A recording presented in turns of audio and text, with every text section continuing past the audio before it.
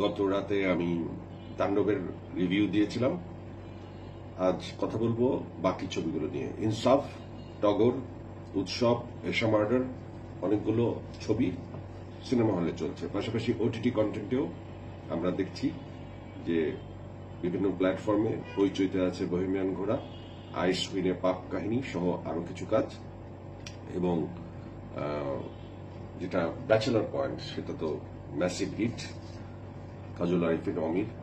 তো সব বিষয়গুলো নিয়ে আজকে যে গল্পটা করব সেটাও আমাদের ছবি এবং ওটিটি কন্টেন্ট। ইনসাফ দুর্দান্ত একটি ছবি।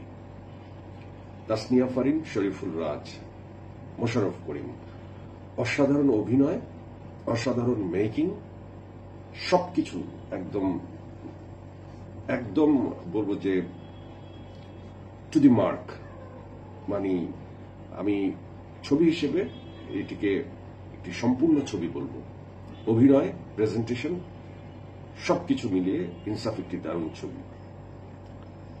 ইনসাফ দারুণ ছবি হওয়া সত্ত্বেও ইনসাফের প্রচারণার ক্ষেত্রে এবং দর্শকের আগ্রহের ক্ষেত্রে তাণ্ডবের মতো অবস্থান নেই। কারণ বাংলাদেশের ফিল্ম ইন্ডাস্ট্রি এখন এক নায়ক নির্ভর। 4 স্টার শাকিব খান, তার একটি ছবি এবং সেই ছবিকে নিয়েই যত উত্তেজনা। আর বাকি ছবিগুলো তাদের ম্যারিট দিয়ে ধীরে ধীরে ধীরে ধীরে একটা অবস্থান তৈরি করে।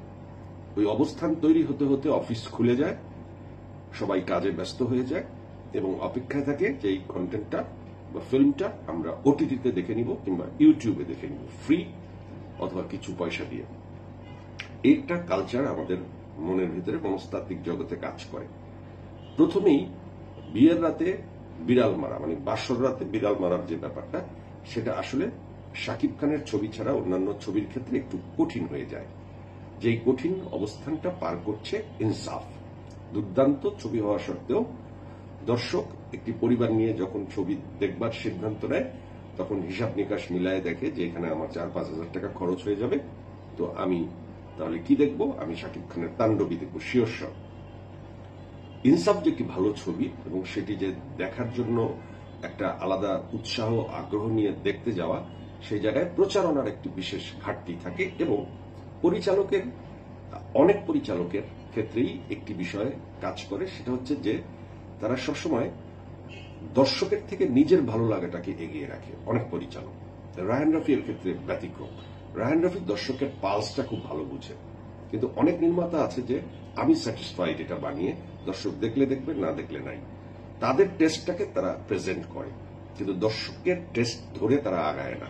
ইনসাফের ক্ষেত্রে আমার অনেক অংশে সঞ্জয় সমাদ্দারকে মনে হয়েছে সে নিজে অনেক আত্মতৃপ্ত হয়েছে, নিজে খুশি হয়েছে রাদার দেন দর্শককে খুশি করার চাইতে।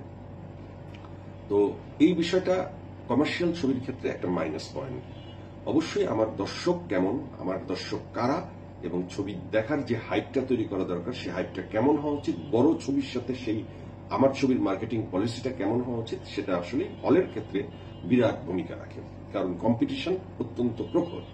সেক্ষেত্রে ইনসাফ নিঃসন্দেহে ভালো ছবি। আপনারা যারা ইনসাফ দেখেননি তাদেরকে আমি বলবো যে ইনসাফ ছবিটা দেখলে আপনাদের ভালো লাগবে। তাসনিয়া ফারিন দুর্দান্ত, আমি পার্সোনালি তার ভক্ত এবং আমার তার কাজ অসাধারণ লাগে।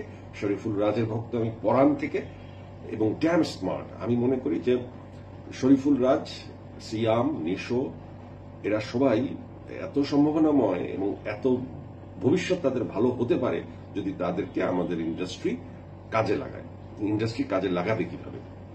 ইন্ডাস্ট্রি কাজে লাগানোর জন্য ইন্ডাস্ট্রির মানি ব্যাক গ্যারান্টি লাগে যে আমার ছবিটা বানাবো, এই টাকা খরচ হবে, এই টাকা ব্যবসা হবে। ব্যবসার মোটামুটি নিশ্চয়তা ছাড়া প্রডিউসার আসে না। প্রডিউসারের সংখ্যা কমে গেছে। প্রফেশনাল 2-4 জন প্রডিউসার ছাড়া আমাদের দেশে এখন এই মুহূর্তে প্রডিউসার নাই বললেই চলে।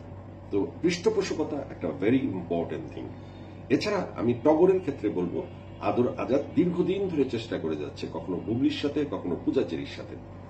আদর আজাদের ক্ষেত্রে যে ব্যাপারটা আমি বলবো যে হ্যাঁ, ছবির মধ্যে অনেক পজিটিভ জিনিস আছে, কিন্তু আদর আজাদের ছবিগুলোতে আমি যেটা পার্সোনালি মনে করি যে 90 দশকের জসিম সাহেব যে ছবিগুলি করত যে সেন্টিমেন্টটা ধরতো সেই সেন্টিমেন্টটাকে ধরার চেষ্টা করে 90 দশকের আদলে। কিন্তু এখন 2025-এ এসে এটা আসলে 90 দশকের ফর্মুলা কাজে দেবে না। এখন 2025 অনেক বেশি মডার্ন। এই মডার্ন সময়টাকে ক্যাচ করতে হবে এবং পরিপূর্ণভাবে ক্যাচ করলেই শুধুমাত্র সফলতা আসবে। কারণ ছবি বানাতে অনেক টাকা লাগে, সেই টাকা ফিরে আসা কিন্তু খুব সহজ কথা নয়। টগর যে ছবি, তার প্রচারণার ক্ষেত্রে যেই প্রবলেম হচ্ছে কিংবা তার হল সংখ্যার দিক থেকে যে প্রবলেম হচ্ছে, সেই প্রবলেম আদর আজাদ আগেও ফেস করেছে। কিন্তু ছেলেটার সবচেয়ে বড় গুণ হচ্ছে ও লেগে আছে। আমার ধারণা এই লেগে থাকাই ওকে একদিন একটা বড় জায়গায় নিয়ে যাবে, যদি সবকিছু ঠিক থাকে। তো উৎসব চলছে, বড় বড় আমাদের তারকারা উৎসবে আছে, জয়া আহসান আছে, জাহিদ হাসান আছে, চঞ্চল চৌধুরী আছে।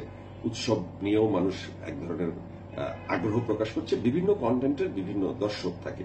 কেউ কেউ কিন্তু উৎসব দেখার জন্য হলে যাচ্ছে, কেউ কেউ এশা মার্ডার দেখার জন্য হলে যাচ্ছে। বাঁধনের ছবিটা, সেটাও একটা ভালো গল্পের ছবি। আমি দেখিনি, আমি শুনেছি উৎসব এবং এশা মার্ডার সম্পর্কে। তা আমার কাছে মনে হয় যে আমাদের ছবিগুলো যে মার্কেটিংটা দরকার, সেই মার্কেটিংটা একটু ঘাটতি আছে এবং সেই ঘাটতিটা প্রযোজকের দিক থেকেও আছে এবং মার্কেটে এই ঘাটতিটার সবচেয়ে বড় বাধা হচ্ছে যে আমাদের 4 স্টার শাকিব খান তাণ্ডব ছবি যখন তার থাকে, তখন আসলে তার পাবলিসিটি, তার এই স্টানবাজি, রায়হান রাফির এই কারিশমাকে উতরে কেউ তার চেয়ে বেটার করা খুবই কঠিন। এটা খুবই কঠিন, আমি মানি খুবই কঠিন।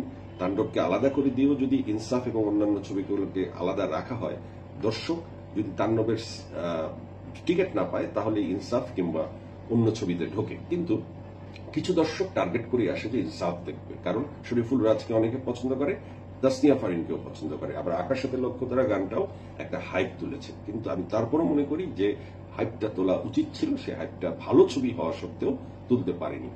আর এখন মানুষের একটা ধারণা হয়ে গেছে যে আমি তো হলে গিয়ে কষ্ট করে কেন দেখবো, ওটিটি কন্টেন্ট আছে অনেক, বা এগুলো ওটিটিতে পাওয়া যাবে, ভবিষ্যতে ইউটিউবে পাওয়া যাবে। সবাই একটু লেজি হয়ে গেছে, বা পয়সা খরচ করে সিনেমা হলে গিয়ে যাওয়ার এই উৎসবটা, এটা শাকিব খানের জন্য যতটা প্রযোজ্য, কিংবা শাকিব খানের সাথে যখন নিশব ছবি আসে, তখন রায়হান রাফি যখন ডিরেক্টর হয় কিংবা শিহাব শাহিন যখন ডিরেক্টর হয়, তখন একটা কম্পিটিশন হয়।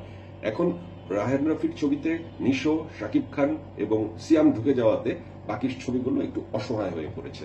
আমার কাছে মনে হয় যে ইনসাফের প্রতি, ইনসাফ দর্শক যদি করা শুরু করে, তাহলে ইনসাফ এখন যা চলছে তার চেয়ে আরো ভালো চলবে। কারণ যারা দেখছে তারা সবাই বের হয়ে এক ধরনের স্যাটিসফ্যাকশন নিয়ে বের হচ্ছে। তবে আরো ভালো করা যেত, আরো ভালো দর্শককে ইনভলভ করা যেত, দর্শকের তালির সংখ্যা আরো বাড়ানো যেত। এই তালিগুলো খুবই ইম্পর্টেন্ট। আগে হল ভর্তি মানুষ শুধু তালির উপর থাকতো, যত তালি তত ছবি হিট।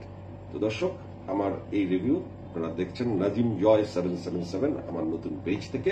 পেজটিকে ফলোতে রাখবেন এবং কন্টেন্টটা শেয়ার দিবেন। আমি আপনাদের সিনেমা নিয়ে এবং ওটিটি কন্টেন্ট নিয়ে নানান সময় নানান কথা নিয়ে আসবো। ভালো থাকবেন।